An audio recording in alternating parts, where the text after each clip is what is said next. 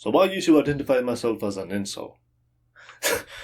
It was strangely gratifying, actually. I mean, sure, in the moment, it felt terrible. I felt absolutely horrible about myself and everything. But it was pretty gratifying, right? Because I could blame my situation. I could blame all the fault on everyone and everything else. I could say, it's women's fault, it's the economy's fault, it's everyone else's fault, but mine. And of course, that's a pretty great thing, because it means that you don't need to take any blame for your situation. And it's a pretty difficult thing to have to accept that you are, in fact, a part of the problem. Of course, you're not the entire problem, but you're a part of the problem. And that is actually scary, but also very liberating. It's very liberating because it means that you can do something about the situation.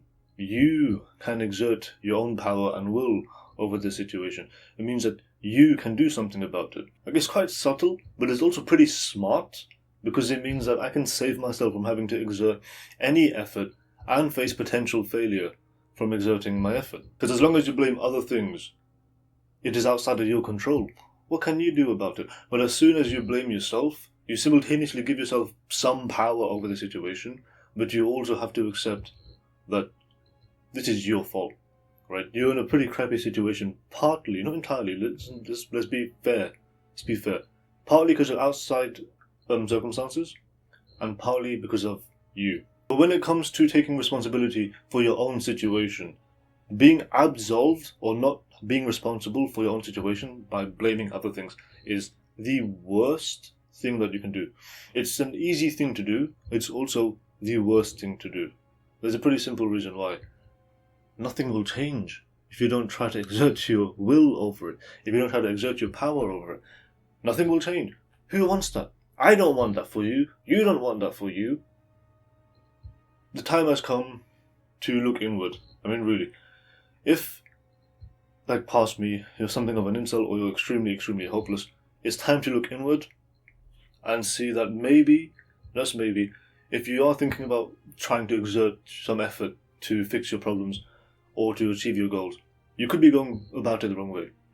Right? Because if you're going to study for 4 years at a university or something, to go through a 1-year job search where you get maybe 20 interviews and go through 10 rounds of interviews so that you can now work 80 hours, right, for what's supposed to be a 9 to 5 for 50k or something, then yeah, of course, that's not worth it.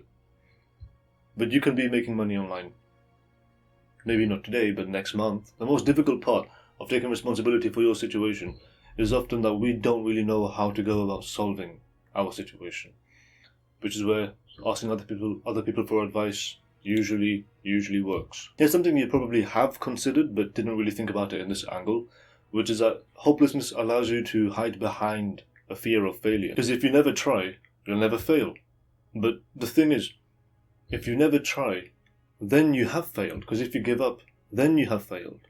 Because you could fail or not succeed 100 times, but if you keep trying, eventually you will probably become successful.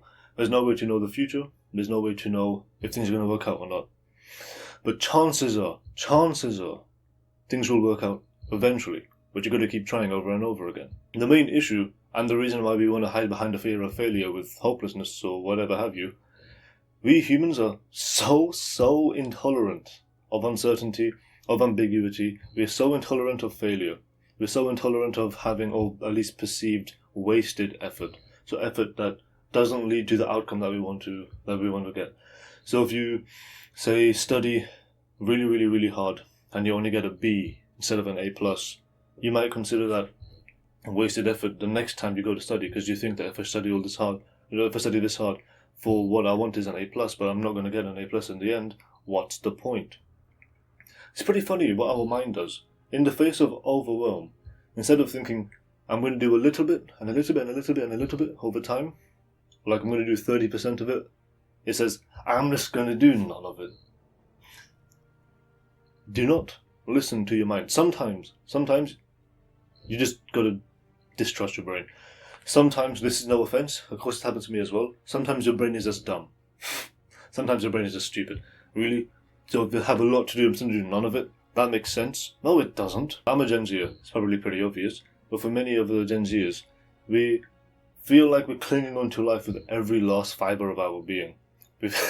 We have like a sense of desperation and urgency. This sense of rush, sense of having a lack of time, is actually going to cause you to waste more time, funnily enough. You probably already realise this. The more you worry about wasting your time, the more you actually waste your time. The thing is, as Seneca says, it's not that life is short, it's that we waste most of it. The constant stress and the feeling of urgency makes it feel like we don't have the space to fail. But here's the thing, if you do nothing for 2 years, you will be worse off than you are now. Because you'll be in pretty much probably the same situation, except 2 years have gone by. Right? What is that? 2 years? I think that's 2.5% of the average lifespan in the UK. 2.5% of your entire life.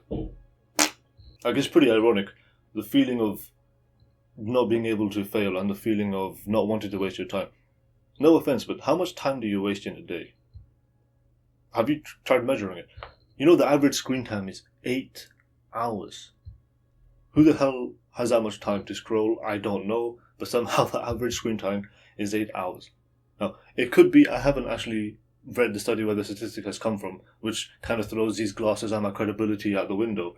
So it could be that they're taking into account the elderly, the retired, and kids that are still in school, because they have much more free time. That could be increasing the average. But, nonetheless, average screen time is 8 hours.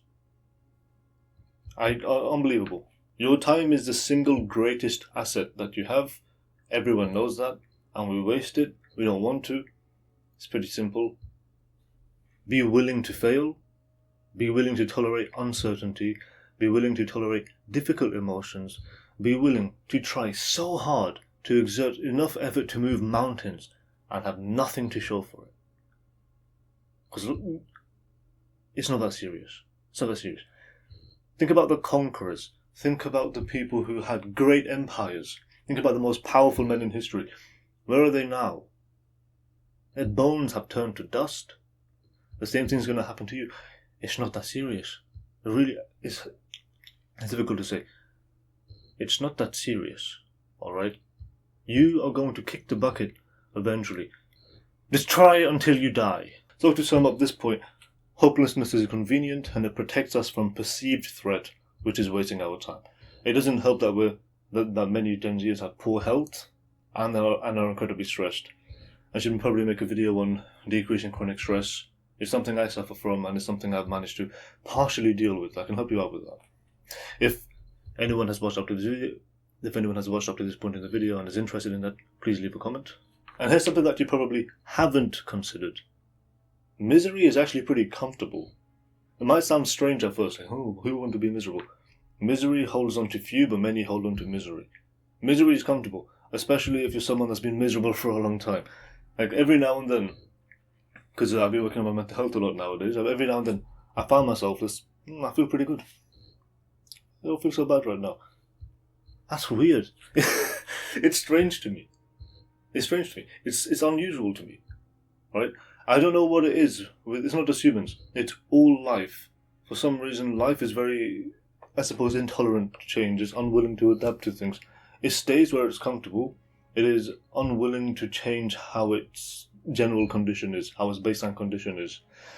So implementing change is difficult because we are literally biologically intolerant to change. So if you've been miserable for quite a long time, moving away from that can be a little strange. If you've been hopeless for a very long time, moving away from that will feel strange.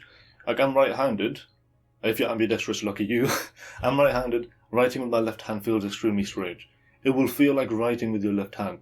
So all in all, to summarize, I think hopelessness is a trap designed to protect ourselves from perceived threat, which is wasted time, failure, uncertainty. There is no way to know. I'm just going to be really, really frank, right? There are those that are going to be willing to adapt, and then there are those that will not adapt, but are still willing to adapt. Like, how many hopeless people don't actually want to be hopeless? How many hopeless people still want a better future for themselves? You still have the drive in you. Perhaps you're going to go about solving your situation or improving your situation the wrong way, which is pulling up yourself by your bootstraps and just working harder. it's not going to work. All right, if you're going to rely on an income from a job, it's most likely not going to work. Look into making money online. I swear to God, go hard. Try for 2 weeks. You'll probably feel better about your situation already. If you keep going, if you just keep going, 2 years from now, maybe 3, or maybe 4, there's no way to know. Just keep trying, and you probably will not regret it. Because even if you try so goddamn hard and you fail, you probably won't regret it. Having hope puts us in a vulnerable situation. It puts us in a vulnerable position. But what else can you do? Try your best and then kick the bucket.